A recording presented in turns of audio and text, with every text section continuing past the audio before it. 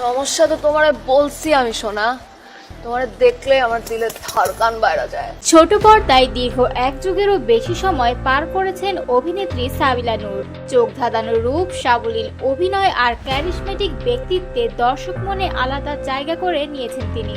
তবে সম্প্রতি তিনি জানিয়ে দিয়েছেন ছোট পর্দায় আর নিয়মিত কাজ করার পরিকল্পনা আপাতত নেই তার। এই ঘোষণায় অবাক হয়েছেন অনেক ভক্তই। এক সময় ঈদ মানেই ছিল সাবিলা নূরের একাধিক নাটক, টেলিভিশন পর্দা কিংবা অনলাইন প্ল্যাটফর্ম, সর্বত্রই ছিল তার সরব উপস্থিতি। কিন্তু এখন সেই চেনা মুখ যেন একটু আড়ালেই থাকছেন। সম্প্রতি এক সাক্ষাৎকারে তিনি বলেন, আমি শেষ 2 বছর ধরে ছোট পর্দায় নিয়মিত কাজ করছি না, কারণ এখন আর সংখ্যার চেয়ে গুণমানটাই আমার কাছে বেশি গুরুত্বপূর্ণ।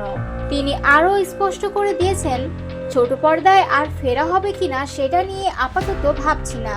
আমার একমাত্র লক্ষ্য এখন ভালো কন্টেন্টে কাজ করা, আর সেটা যে মাধ্যমেই হোক। এই মন্তব্যে স্পষ্ট নিজেকে নতুনভাবে গড়তে চাইছেন সাবিলা। এদিকে তার বড় পর্দার অভিষেকও ইতিমধ্যে হয়ে গেছে।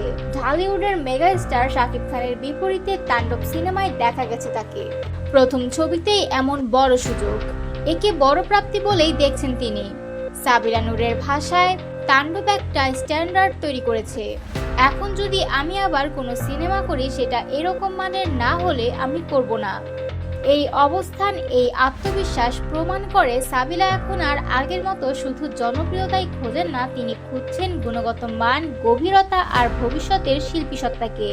তবে একটাই প্রশ্ন, ছোট পর্দার সেই প্রাণবন্ত সাবিলা নূরকে কি আর কখনো দেখা যাবে নাটকে, নাকি তিনি এবার একেবারে পা রেখে ফেললেন বড় পর্দার জগতে?